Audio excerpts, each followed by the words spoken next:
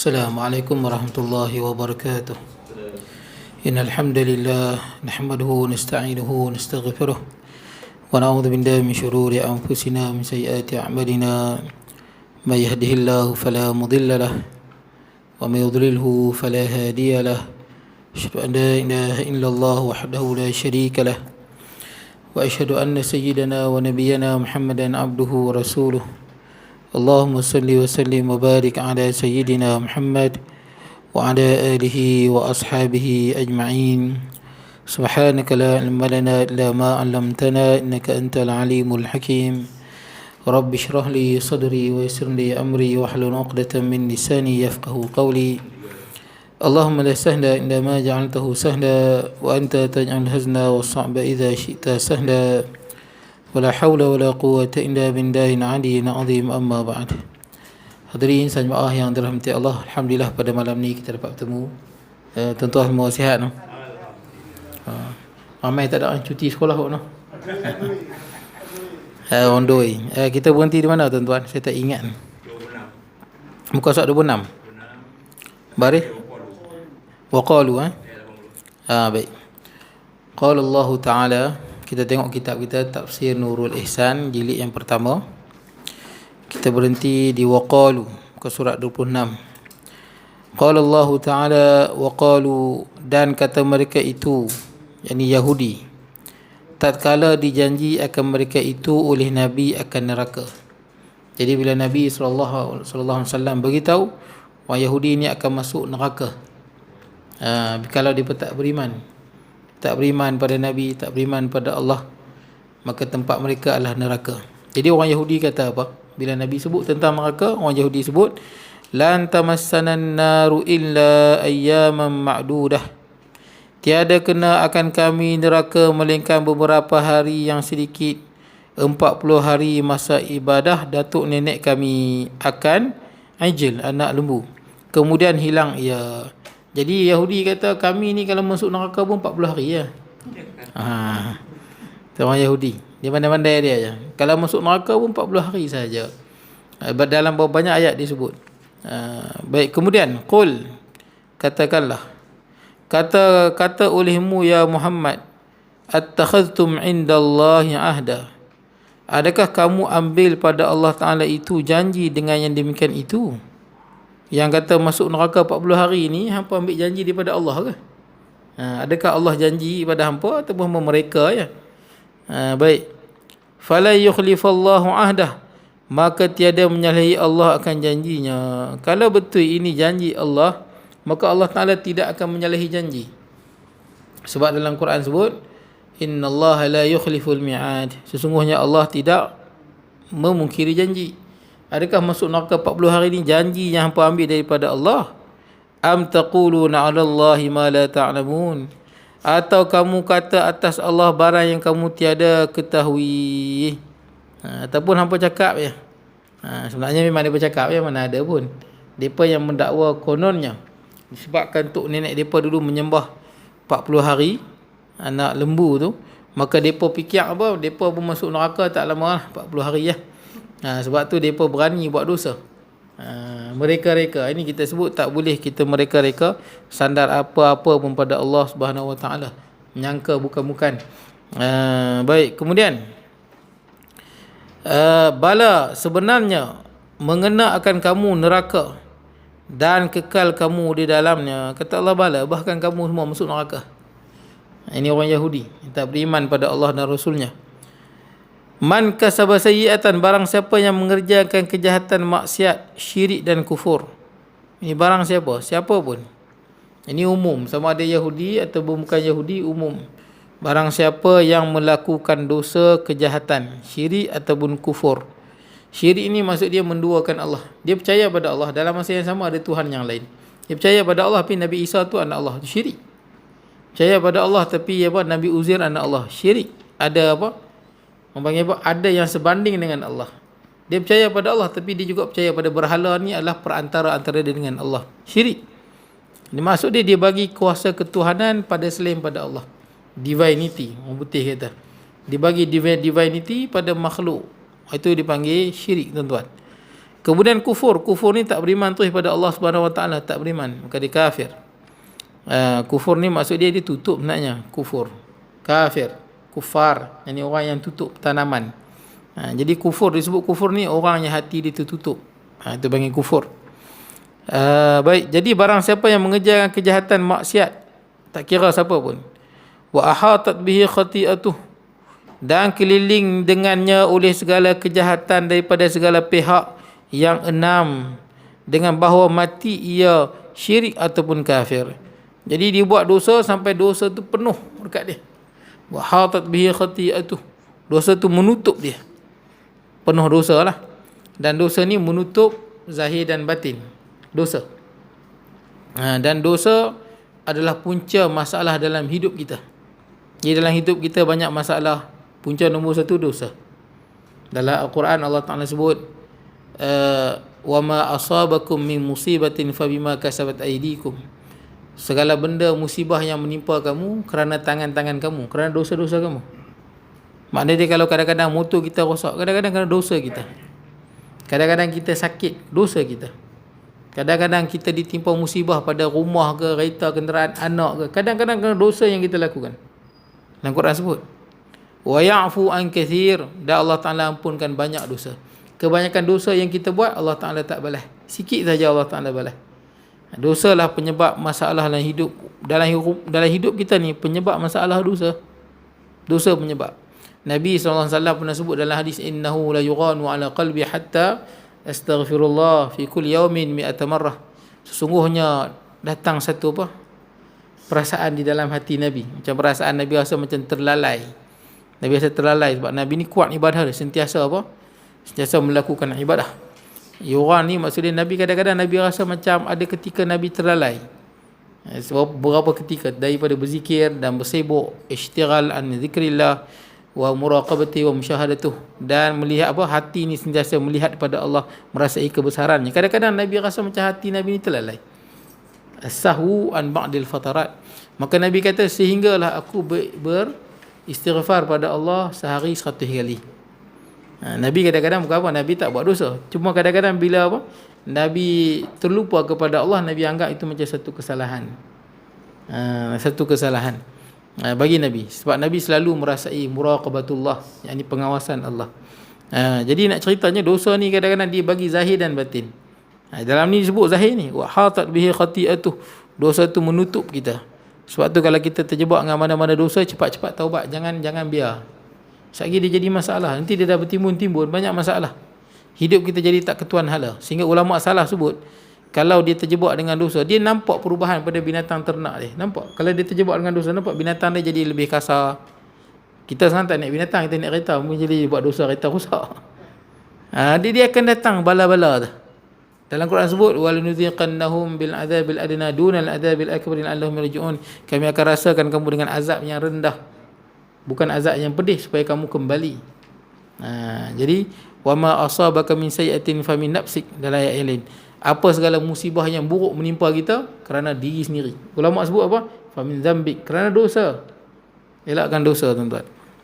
Dan tuan-tuan pun tahu hadis tentang buat dosa, dia akan tutup hati kan, sikit sampailah dia tutup habis. Dah tutup habis, susah nak dengar nasihat. Yang disebut sebagai ran kan, ran, penutup. Kalla bal rana ala qulubihim ma kanu yaksibun, ada penutup di atas hati kerana dosa mereka, apa yang mereka kerjakan. Baik, kemudian dalam ni disambung, fa ulaika ashabun nar, maka mereka itulah yang mempunyai neraka, masuk neraka lah. Mereka inilah ahli neraka.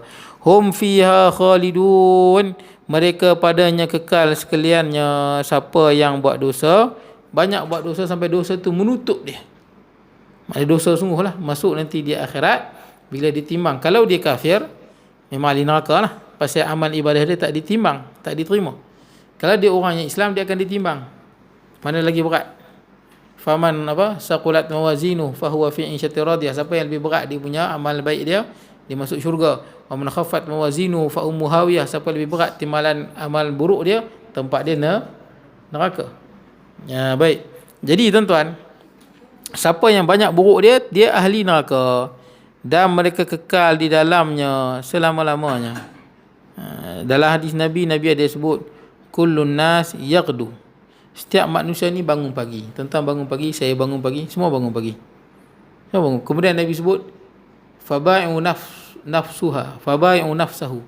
Semua orang ni berpagi-pagi dan semua sedang memperdagangkan diri dia. Memperdagangkan diri kita. Famu'tiquha aw mubiquha. Sama ada kita nak membebaskan diri kita ataupun kita merosakkan diri kita. Mana dia apa? Barang siapa yang bangun pagi tadi sampai hari ni dia buat baik, dia membebaskan diri daripada api neraka. Barang siapa yang bangun pagi tadi sampailah petang ni banyak buat dosa, sembahyang mutlak, macam-macam maksiat buat, dia mubiquha. Dia sedang mencampakkan dirinya dalam kebinasaan di dunia dan di akhirat. Sebab tu jangan terjebak dengan dosa, maksiat, sebab kita rosakkan di dunia dan kita rosakkan diri kita juga di akhirat. Baik. Jadi bebaskanlah diri kita, tuan-tuan. Esok pagi bangun, bebaskan diri kita daripada dosa dan masalah. Dosa, punca nombor satu dosa. Dosa apa-apa pun, tuan-tuan. Kerana dosa menggelapkan hati. Kemudian walladzina amanu, dan bermula segala mereka yang beriman. Yang beriman lah. Ini beriman pada Allah, hari kiamat. Yang beriman pada semua rukun iman lah. Allah, Rasul, kitab, qada dan qadar, tuan-tuan. Baik. Jadi semua beriman, rukun iman, rukun Islam. Kemudian dia akan kaitkan iman dengan amal. Dia tak jadi iman ya.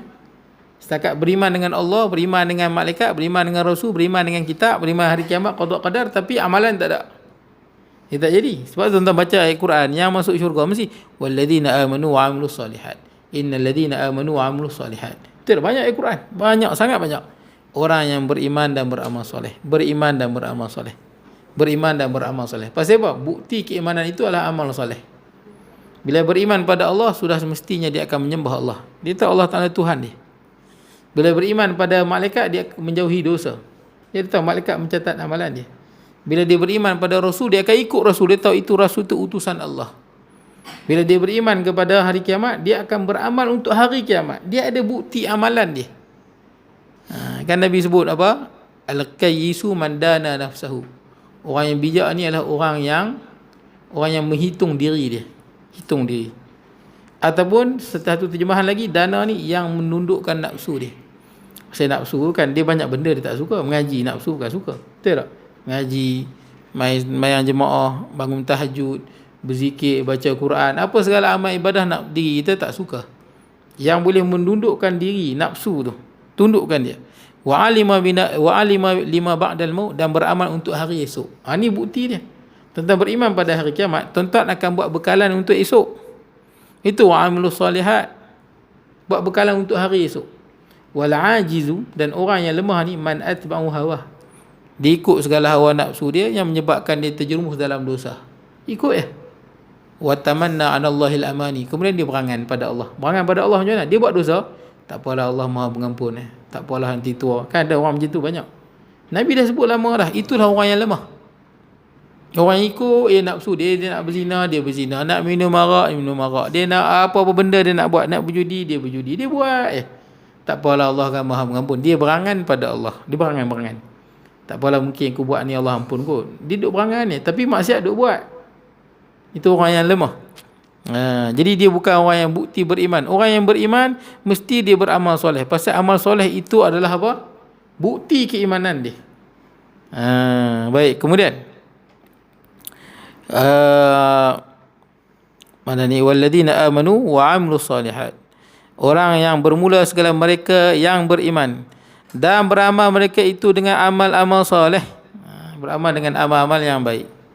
Wa ulaika ashabul jannah. Mereka itulah yang mempunyai syurga. Ataupun bahasanya mereka itulah ahli-ahli syurga. Banyak ayat dia, tuan-tuan. Sangat banyak ayat ni.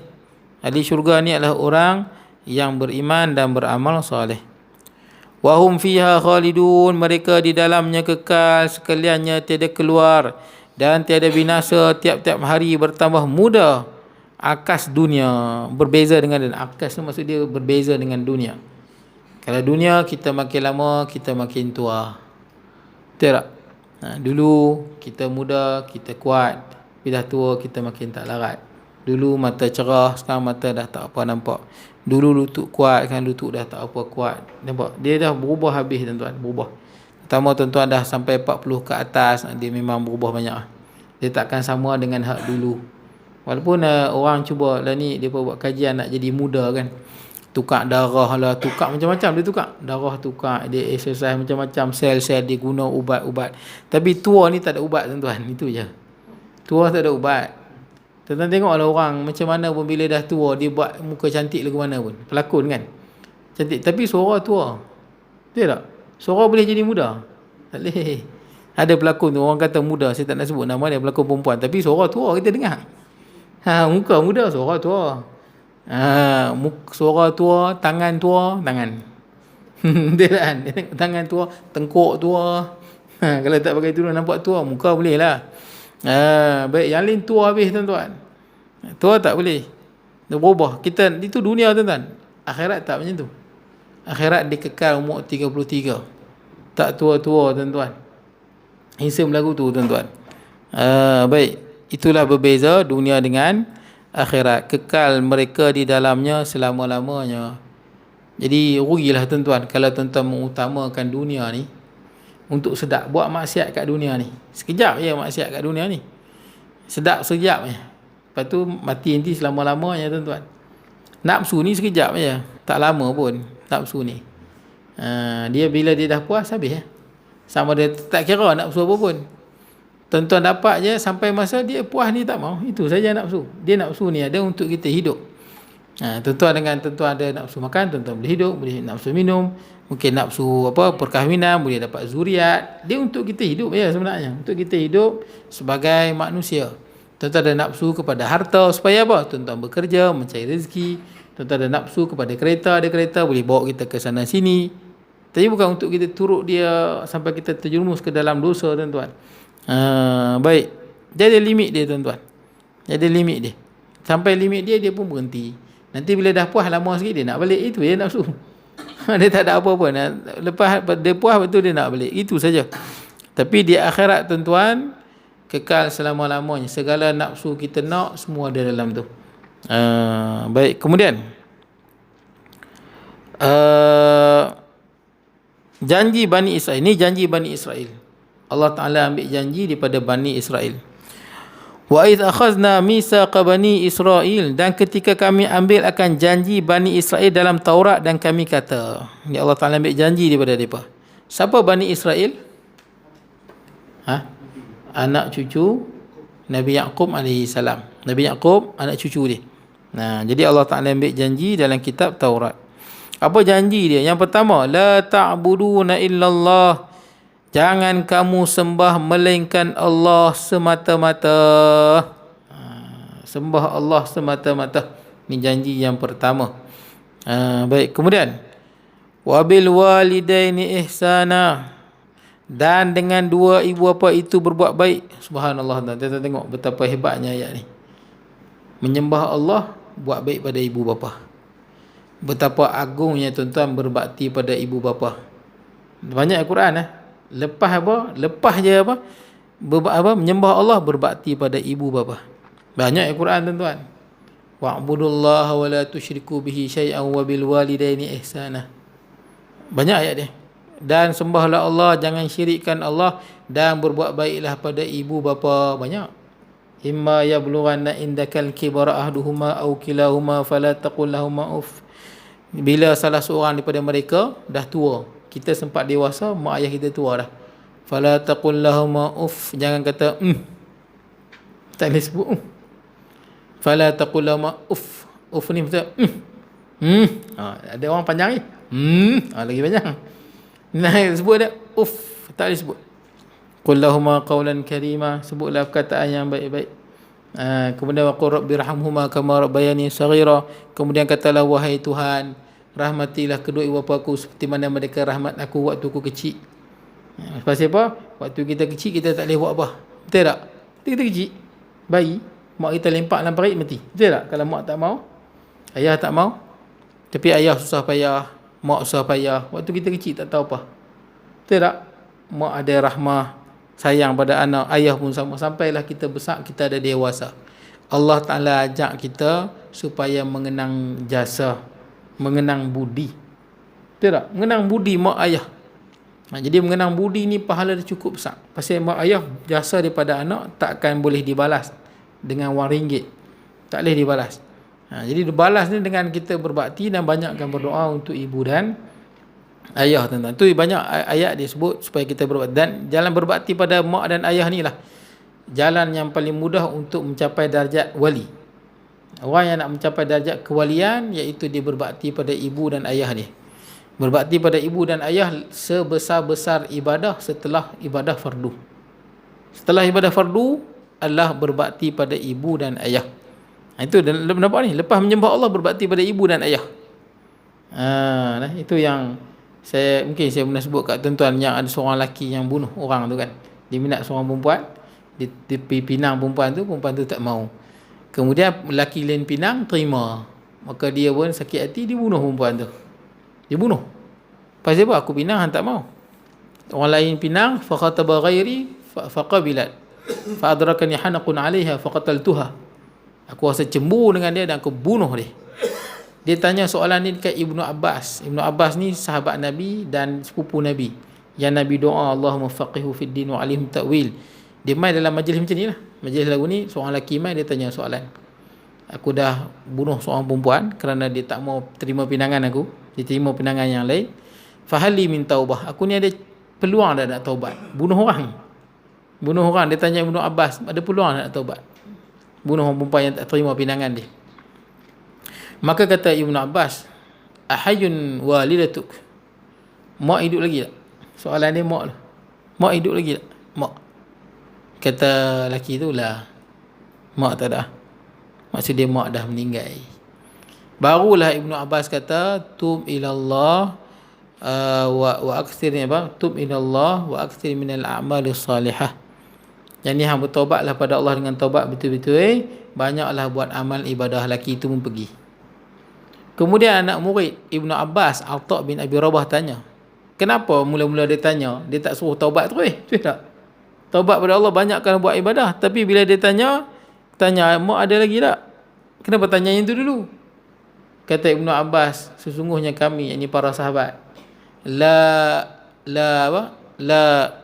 a'lamu amalan ahabbu ila Allah min birril walidah. Wallahi kami para sahabat tak mengetahui ada amalan yang paling dicintai oleh Allah lebih daripada berbakti pada ibu. Itulah amalan yang paling dicintai oleh Allah. Itu buktinya tuan-tuan, Allah Ta'ala sangat sayang pada hamba dia. Allah Ta'ala tahu mak ayah dah susah untuk anak. Maka Allah wajibkan anak sebesar-besar ibadah setelah ibadah pada Allah, berbakti pada ibu dan ayah. Itu rahmatnya Allah pada ibu dan bapa. Rahmat Allah pada ibu bapa tu. Baik. Jadi siapa yang masih ada ibu dan ayah, carilah peluang tuan-tuan. Carilah peluang untuk meraih, mudah-mudahan kita dapat makam yang tinggi kerana berbakti pada ibu dan ayah. Dan berbakti pada ibu dan ayah ni pahalanya direct. Selalunya lah orang yang derhaka pada mak dan ayah, dia kena balasan kat dunia. Antara dosa yang kena balas kat dunia itu uququl walidain. Derhaka pada mak dan ayah selalunya dia kena direct, bayar cash. Dan antara pahala yang nampak sungguh tuan-tuan, pahala yang dibayar cash di dunia, birrul walidain, berbakti pada ibu dan ayah. Kalau dia jenis berbakti pada ibu dan ayah sungguh-sungguh, insya-Allah hidup senang. Tapi semayang jaga, jangan semayang tak jaga pula. Tak semayang yang dia pun tak ada lah tuan-tuan. Hubungan dengan Allah tak ada. Jaga hubungan dengan Allah yang wajib buat. Mak ayah ni dia jaga sungguh, insya-Allah hidup dia okey. Allah Ta'ala tanggung hidup dia. Baik, kemudian wadil qurba, dan berbuat baik yang mempunyai kerabat. Qurba ni siapa? Adik-beradik adik-beradik kita. Makna dia apa tuan-tuan? Kalau tuan-tuan boleh buat baik dengan orang, dengan adik-beradik lebih utama. Jangan kita main masjid tuan-tuan, kita dah kaki masjid, kaki surau tuan-tuan, tapi kita dengan adik-beradik kita bermusuh, gaduh sana, gaduh sini. Dia tak cantik lah tuan-tuan. Sebab adik-beradik cukup penting. Dia panggil zawil qurban, adik-beradik terutama adik-beradik kita dan pak saudara kita. Dan utama lagi tuan-tuan, terutamanya belah bapa kita lah. Zil qurban termasuklah kita punya sepupu kita, belah ayah, sepupu termasuk sekali lah. Adik-beradik, pak saudara, mak saudara, semua sekali lah. Belah ayah, belah mak, belah ayah tu kuat lah nasab dia. Dia boleh jadi wali kan. Baik. Jadi tuan-tuan nak cerita, buat baiklah pada adik-beradik. Jadi tuan-tuan kalau pergi ziarah rumah pak saudara, mak saudara ni semua dapat pahala. Termasuk dalam berbakti, buat baik pada zil qurbah. Kemudian wal yatama, buat anak yatim dan anak yatim. Anak yatim ni anak yang kematian ayah ke ibu? Ayah nah. Ayah. Ibu yatim jugalah, tapi tak sekuat ketiadaan ayah. Ayah tu dia memang betul-betul yatim lah. Tapi ingatlah tuan-tuan, dia sebelum mencapai umur baligh. Kalau dah balik pun yatim, Haji Bakhil pun anak yatim juga. Dia anak yatim juga kan. Tuan-tuan mau pakai anak yatim lah. Jadi kita dah balik, bukan lagi anak yatim. Bukan anak yatim. Anak yatim sampai umur balik saja. Dah balik bukan lagi, status dia dah berubah menjadi bukan anak yatim lah. Baik. Kawan saya seorang, nama bapa dia yatim. Daripada kecil lagi yatim tuan-tuan. Anak dia yatim. Kawan saya nak buat macam mana nama yatim? Bin yatim tuan-tuan. Orang tanya anak yatim, susah nak jawab. Nak kata yatim, bapak aku ada lagi. Nak kata bukan yatim, bapak aku nama yatim. Susah tuan. Jangan pun nama anak pelik-pelik. Pun nama dia tuan. Seorang kawan saya, nama ayah dia Sulung. Dia anak nombor 2. Ayah dia nama Sulung. Orang tanya anak sulung, dia susah nak jawab. Nak kata sulung, aku anak nombor 2. Nak kata bukan, bapak aku sulung. Buah nama anak yang elok lah tuan-tuan. Baru ni kan viral kan, orang nama apa? Ahmad Ferrari. Ahmad Ferrari. Baru ni viral. Ahmad Ferrari. Dia bangga ayah dia pun nama dia Ahmad Ferrari. Tapi dia bekerja dengan, dia tak bekerja dengan Ferrari, dia bekerja dengan syarikat apa tau. Tapi kereta agak lah. Jadi dia sangat bangga lah, kata ni antara nama paling hebat lah ayah dia bagi, Ahmad Ferrari. Macam mana tuan-tuan tak mahu? Ahmad apa? Ahmad Toyota ke?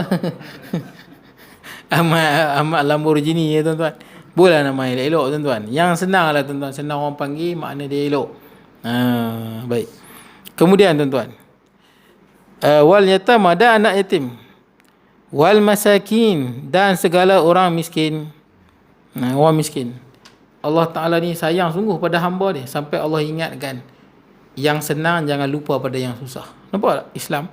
Anak yatim biasanya susah.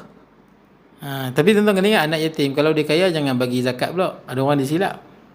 Dia zakat dibagi pada anak yatim. Bukan semua anak yatim layak dapat zakat. Ada tak anak yatim yang tak layak? Ada kan? Ada je anak yatim kaya. Ada. Saya jumpa anak yatim, bapak dia kaya, tinggal harta banyak, orang masih lagi bagi zakat. Zakat tak boleh bagi pada anak yatim kecuali dia miskin. Tapi buat baiklah anak yatim ni, walaupun dia kaya, kita berbuat baik pada dia sebab dia kurang kasih sayang. Tidak, ayah tak ada. Berbuat baik pada dia. Baik, kemudian wal masakin. Tapi kalau anak yatim tu dia miskin, boleh bagilah. Dia anak yatim dan dia miskin, boleh bagilah zakat. Dan segala orang miskin. Segala orang miskin ni apa? Yang tak cukup lah, gaji dia tak cukup untuk menanggung keperluan dia. Miskin. Ada gaji tapi tak cukup. Termasuk dalam miskin lah. Wa qulu linnasi husna, dan katalah oleh kamu bagi manusia itu akan perkataan yang baik-baik. Nampak? Cakap, Allah Ta'ala ajak nak cakap ke orang ni, cakap benda yang elok. Jangan cakap benda yang menyakitkan hati orang. Ni maksudnya sebelum cakap ni, fikir. Kita cakap ni bagi orang sakit hati ke, kita cakap ni bagi elok tuan-tuan.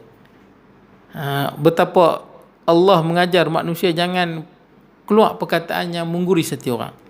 Dalam ayat ini sebut waqul li ibadiyalladzi yaqulu allati hiya ahsan. Katakanlah wahai Muhammad kepada hamba-hambaku, cakaplah perkataan yang ahsan, elok-elok. Fa inna syaitana yanzighu bainakum, kerana syaitan akan menimbulkan permusuhan sama kamu. Mana dia apa? Bila kita ungkap perkataan yang boleh menyentuh hati orang, syaitan akan hasut kita supaya saling bergaduh. Kataan kita tu bagi orang sakit hati. Bila orang sakit hati, mungkin orang balas balik. Orang tak balas depan, mungkin dia balas ke belakang, mungkin dia berdendam, mungkin macam-macam. Pasal perkataan buruk kita tu menyentuh hati orang dan orang mula nak bertindak balas. Syaitan hasut masa ni. Kerana syaitan hasut, kerana jadi peluang. Bila kita ungkap perkataan yang buruk, menggurui hati orang, ini peluang syaitan untuk hasut. Hasut saling bermusuh-musuh. Jadinya sebut perkataan yang buruk.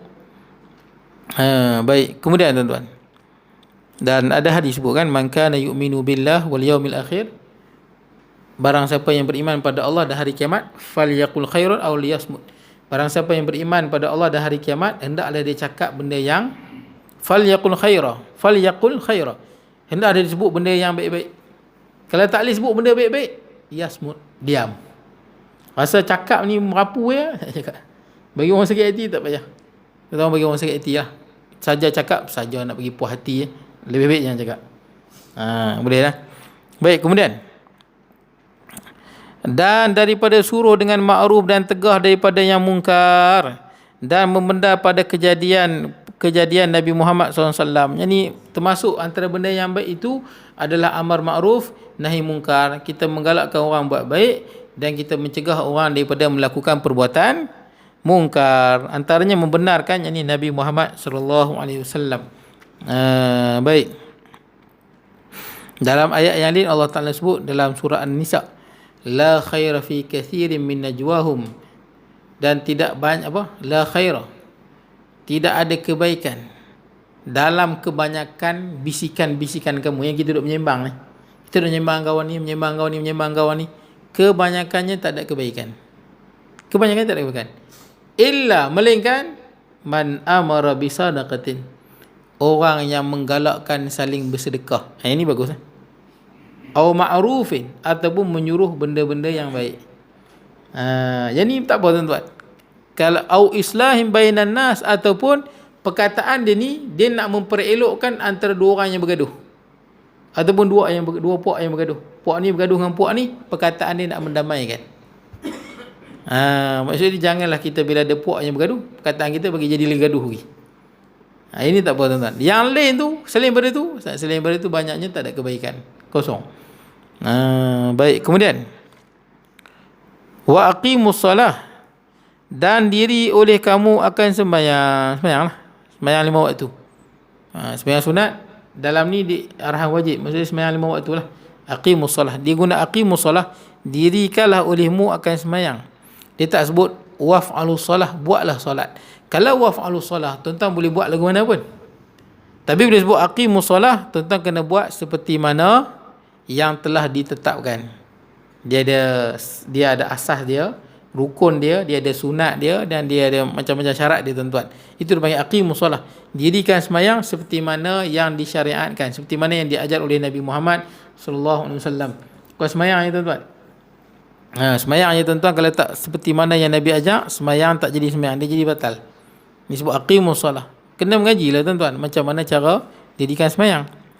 Wa atu zakah, dan keluar oleh kamu akan zakat harta kamu. Zakat harta keluarkan. Zakat yang wajib lah. Zakat yang wajib lah. Zakat pendapatannya, zakat apa? Zakat pendapatan khilaf lagi. Zakat apa? Zakat fitrah. Zakat apa? Tanian. Zakat apa lagi? Simpanan. Lagi? Simpanan wajib lah. Dia kias kepada emas. 85 gram emas. Berapa? Lah ni mahal. Tuan kali lah. Perak selalu dikeluarkan kan? Nisab dia berapa? Lah ni emas 288 ke? 288 lebih kurang lah. Kali lah 85 gram. Wajib keluarkan lah. Kalau tuan-tuan duk keluarkan duit, tuan-tuan tengok purata dia. Berapa tuan-tuan punya purata duit tuan-tuan di dalam akaun? Cecah tak nisab? Nisab mungkin lah 20,000 tu. 23, banyak lah. 23, 24 lah. Kalau capai macam tu, tuan-tuan punya apa? Purata tuan-tuan punya dalam bank tu, banyak tu, memang ada banyak tu, tuan-tuan kena keluarkanlah zakat. Kalau ada simpanan banyak tu lah. Tak banyak pun tuan-tuan, dalam berapa ratus je, 2.5% je. Kalau apa, 30,000 baru 1,500, betul tak? Baru 1,500. Betul ke 1,500? Tak kot. Tak sampai kot. 750. Tak, 2.5%. 2.5%. Lebih kurang lah. Baik, kemudian keluarkanlah zakat. Zakat apa-apa lah, zakat fitrah dan sebagainya, zakat yang wajib kita keluarkan. Zakat pendapatan tuan keluar ke tak keluar? Gaji. Tuan keluar ke tak keluar zakat pendapatan? Tengok gaji tuan-tuan lah banyak mana.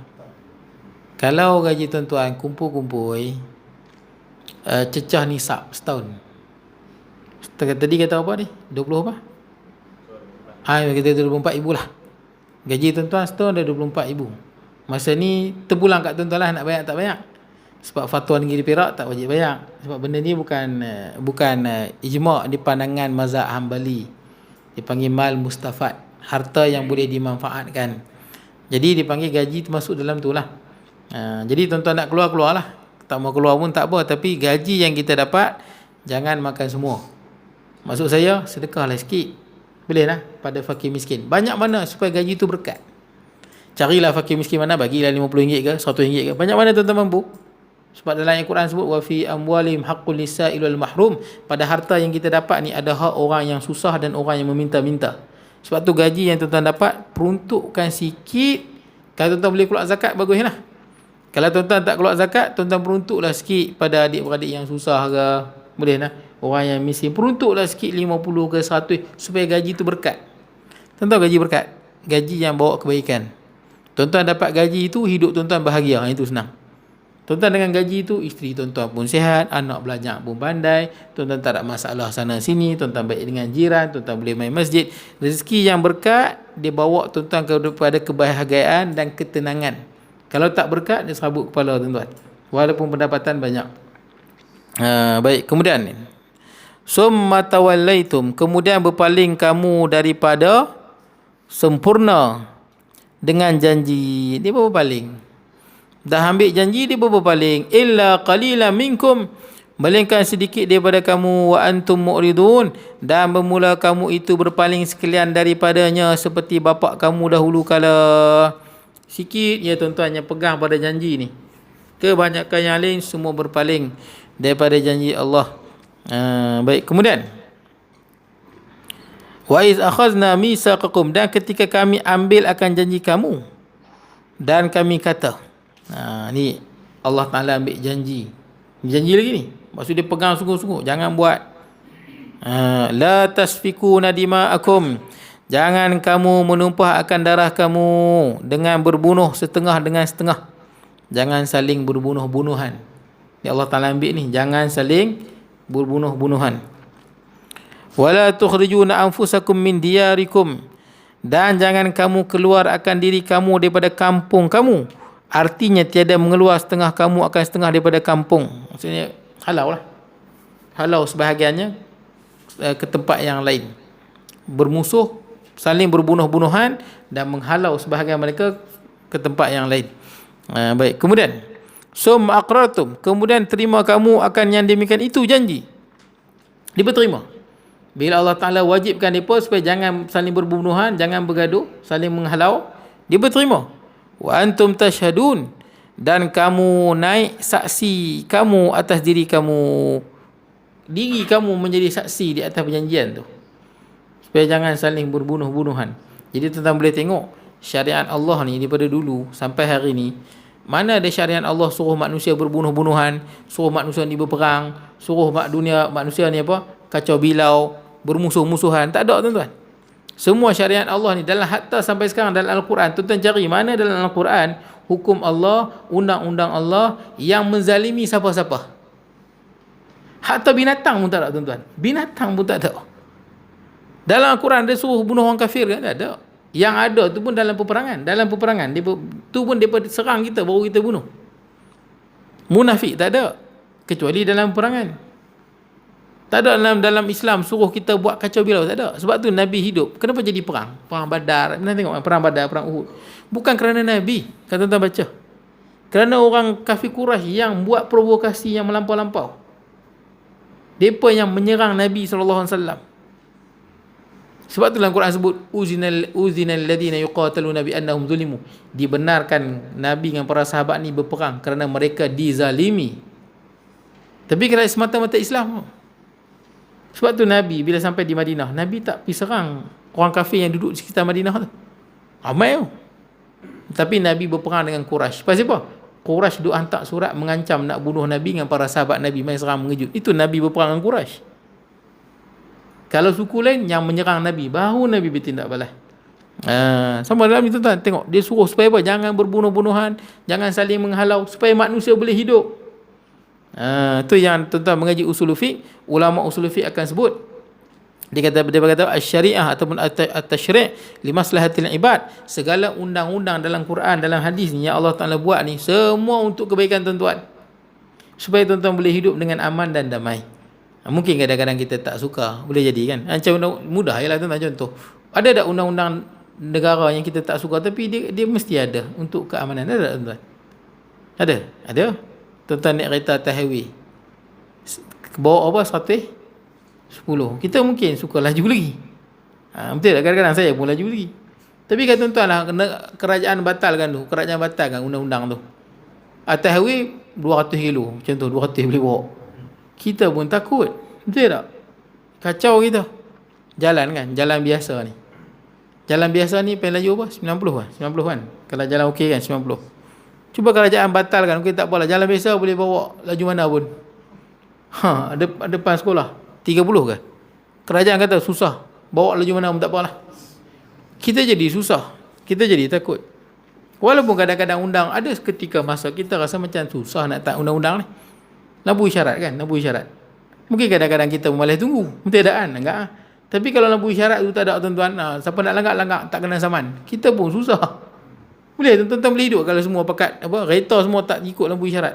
Kita tak boleh hidup tuan-tuan. Masalah kita. Mungkin kadang-kadang undang-undang kita tak apa suka, tapi kita tahu undang-undang ni baik untuk manusia. Begitu tuan-tuan. Sama juga tuan-tuan dengan hukum-hukum Allah. Mungkin dengan nafsu kita tak kena, tapi pada hakikatnya untuk kebaikan manusia.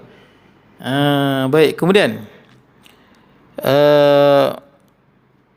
summa antum, kemudian bermula kamu sekalian mereka, taqtuluna anfusakum, kamu bunuh akan diri kamu dengan berbunuh setengah akan setengah. Tapi kamu setelah itu, kata Allah, saling berbunuh-bunuhan. Allah Ta'ala kata jangan bunuh, saling berbunuh-bunuhan. Kemudian wa tukhrijuna fariqan minkum min diyarihim, dan keluar akan satu firqah daripada kamu kampung mereka itu, saling menghalau. Dia perang saling bunuh dan saling menghalau antara satu sama lain. Dia perang puak ni, dia halau puak ni. Perang puak ni, halau puak ni. Kan daripada 12 suku kan, Bunyamin, Naftali, Dan, Jad, Ashir apa semua ni, suku sakat mereka ni lah, saling berperang bunuhan dan saling menghalau. Tazaharuna alaihim, kamu bertolong-tolong atas mereka itu, bil ismi wal udwan, dengan maksiat dan zalim. Yang ni saling, satu puak ni tolong puak ni untuk perang puak ni, puak ni tolong puak ni perang puak ni. Tolong tapi alal bil ismi wal udwan, tolong menolong di atas dosa dan permusuhan. Wa in ya'tukum usara, dan jika membawa datang mereka itu akan kamu akan orang tawanan, tufaduhum, dan kamu tebus akan mereka itu dengan harta kamu, wa huwa muharramun alaikum ikhrajuhum, iaitu haram atas kamu mengeluarkan akan mereka itu. Dia tak boleh tebus, haram, undang-undang ni tak boleh, tapi dia pun ambil sebab dia pun nak ambil untung duit kan. Dia pun bila tawan, nak tawanan kena bayar, padahal bayaran itu haram bagi dia, wang tebusan tu. Kemudian afatu minu nabi ba'dil kitab, maka adakah kamu beriman dengan setengah kitab saja, wa takfuru nabi ba'd, dan kamu kafir dengan setengah kitab yang lain. Ini Allah Ta'ala tegur orang Yahudi tuan-tuan. Perangai Yahudi ni, kitab Taurat tu dia ambil yang suka dengan dia, yang syok dengan dia. Yang mana yang tak kena dengan nafsu dia, dia tak mau, lempak buang. Ini perangai orang Yahudi tuan-tuan. Yang mana dia ambil, yang mana syok dengan dia, yang tak syok. Jangan kita orang Islam sikap yang sama tuan-tuan. Tengok Al-Quran, tengok hadis, yang mana hukum Allah, yang mana undang-undang Allah, yang mana Allah dan Rasul tetapkan, yang mana kita rasa okey dengan nafsu kita, tak apalah okey. Yang mana kita rasa macam susah, tak kena lah, yang ni kita tak mau. Sama dengan perangai orang Yahudi. Itu yang Allah Ta'ala sebut tu, afatu'minu nabi ba'dil kitab, adakah patut kamu beriman sebahagian isi kandung kitab, wa takfuru nabi ba'd, dan kamu ingkar dengan sebahagian yang lain. Adakah patut macam tu? Baik tuan-tuan, tengok apa jadi dia tuan-tuan. Fama jazaa'u may yaf'alu dzalika minkum illa khizyun fil hayatid dunya, maka tiada balasan mereka itu yang memperbuat yang demikian itu daripada kamu itu melainkan kehinaan dan keji pada hidup dunia. Dan sesungguhnya dihina mereka itu dengan membunuh Yahudi Quraidah dan buang negeri Yahudi Nadir kepada Syam, dan kena jizyah. Nak ceritanya tuan-tuan, kalau buat lagu ni perangai orang Yahudi, hina di dunia. Tuan-tuan, kalau orang Islam sekarang ni lah, di seluruh dunia, buat perangai macam Yahudi lagu ni, ambil sebahagian perintah Allah dalam Quran, sebahagian perintah Allah lagi buang. Allah Ta'ala sebut illa khizyun fil hayatid dunya. Orang Islam akan menjadi hina di atas muka bumi. Orang Islam akan jadi hina, dia takkan jadi kuat. Kaya saya tak nafi, kaya Dubai kaya, Amerika kaya. Tapi kalau macam ni punya perangai, orang Islam akan dihina di bumi. Baik. Khizyun fil hayatid dunya. Dia takkan jadi kuat. Orang nampak orang Islam ni lemah dan hina. Pasal apa? Orang Islam sendiri telah mengabaikan dan meninggalkan sebahagian perintah Allah. Wa yaumal qiyamati yuradduna ila asyaddil azab, dan hari kiamat dikembalikan mereka kepada sangat-sangat azab. Wa mallahu bighafilin amma ta'malun, dan tiadalah Allah itu dengan lalai daripada barang yang dikerjakan oleh mereka itu. Allah Taala tak lalai. Apa yang dia perbuat Allah Taala tahu. Tuan-tuan bila baca dalam ayat ni lah, dalam surah An-Nisa, menarik tuan-tuan. Allah Ta'ala sebut, Allah Ta'ala kata, walau anna katabna alaihim an iqtulu anfusakum aw ikhruju min diyarikum ma fa'aluhu illa qalilan minhum. Ayat ni Allah Ta'ala kata, walau anna katabna, kalaulah kami, yakni Allah Subhanahu Wa Ta'ala wajibkan pada orang Yahudi, katabna alaihim, walau anna katabna, kalaulah kami, yakni Allah Subhanahu Wa Ta'ala wajibkan ke atas orang Yahudi, an iqtulu anfusakum, supaya saling berbunuh-bunuhan, bunuhlah. Ni reverse psikologi, saling berbunuh-bunuhan lah. Awi khuruju min diyarikum, okey, saling perang lah, saling menghalau antara satu sama lain, saling perang. Kalaulah kami wajib saling berbunuhan, wajib saling berperang, halau, saling menghalau lah. Baik, ma fa'aluhu illa qalilun minhum, pastilah mereka tak buat kecuali sikit. Nampak tak? Bila suruh tak buat. Tapi bila tak suruh, yang tak suruh tu nak buat saja perangai. Nampak tak? Ini psikologi tuan-tuan. Kalau Allah wajibkan, okey, wajibkan apa? Saling berbunuh-bunuhan. Wajibkan bermusuh-musuh. Manusia akan fikir, apa ni suruh berbunuh-bunuhan? Betul tak kan? Apa ni suruh apa? Halau menghalau, mengarut lah ni. Pandai pula masa tu. Tapi bila larang tu dia rasa nak buat, tahu tak? Dia nafsu tu, dia rasa nak ingkar. Jiwa tu, nafsu manusia tu, dia suka nak ingkar. Benda yang tak boleh tu dia nak buat tu. Gitu. Benda yang kita kata jangan tu dia nak buat tu. Nafsu manusia. Kemudian kata Allah, walau annahum fa'alu ma yu'adzuna bihi lakana khairan lahum wa ashadda tathbita. Kalau orang Yahudi ni buat seperti mana yang Allah Taala perintahkan, buat apa? Jangan berbunuh-bunuhan, kan boleh hidup. Jangan saling menghalau, kan boleh hidup dengan aman damai. Kalau dia buat seperti mana Allah Taala suruh, itulah yang lebih baik dan lebih apa? Kukuh, tasbita. Wa idzal la'atainahum min ladunna ajran 'azima. Allah Taala akan bagi pahala yang besar di sisi Allah Subhanahu Wa Taala. Saya ingat dulu tuan-tuan, reverse psikologi ni, saya pergi satu program. Lah. Ada satu macam syarah tu. Masuk program tu, kemudian dia bagi nota. Dia bagi nota apa semua, kami simpanlah nota dia. Habis program dia kata apa? Nota ni semua nanti jangan simpan dah, buang semua, buang. Kalau saya suruh simpan, hampa buang. Dia kata, saya suruh simpan, hampa buang lah ni, hampa buang lah. Dia macam tu lah, reverse psikologi tuan-tuan. Suruh simpan, pakat buang, conteng lah, koyak lah, betul tak kan? Lah ni dia suruh macam tu, nota ni yang buang. dia reverse. So kita fikir, takkan nak buang kot. Dia pun dia terfikir sikit. Tapi bila kata jangan buang, jaga baik-baik, dia pergi conteng, dia pergi koyak, betul tak? Tapi bila dia sebut, dia kata nota ni buang. Tak payah jagalah. Baru dia terfikir, takkan nak buang kot, nanti aku yang susah, betul tak? Dia nak bagi tu, panggil reverse psikologi tu, reverse balik. Kadang-kadang bukan apa yang nak buat salah ni, saja perangai je, betul tak? Saja perangai yang suka memberontak jiwa tu, dan kita pula ikut dia. Itu masalah tu, jiwa tu merontak pada ke arah yang jahat, kita ni pula duk ikut dia. Jadi susah lah. Macam mana nak jadi? Inna nafsa la'ammaratun bisu, semua tahu kan? Jiwa kita ni, jiwa manusia ni tuan-tuan, pada dasarnya dia memang suruh buat jahat pun. Jiwa kita ni dia suruh buat jahat. Tapi macam mana kita lah bimbing dia. Segala benda yang timbul daripada hati kita, itu nafsu tuan-tuan. Tuan-tuan nak ni, tuan-tuan nak tu, tuan-tuan nak ni. Tuan-tuan yang kena, kenapa? Tuan-tuan yang kena, panggil apa? Hitung dia. Tuan-tuan yang kena timbang dia. Tuan-tuan yang kena nilai dia. Ini okey ke tak okey? Tak okey, jangan. Yang ni okey tak ni? Oh, ini okey, baik. Silakan lah. Jadi ni dosa ni. Jangan lah. Tuan-tuan yang segala keinginan yang timbul, tuan-tuan yang kena timbang antara dia dengan ilmu dan amal tuan-tuan. Baru tuan-tuan boleh bentuk diri tuan-tuan jadi baik. Jangan semua benda yang timbul tuan-tuan layan. Sangka buruk kita layan.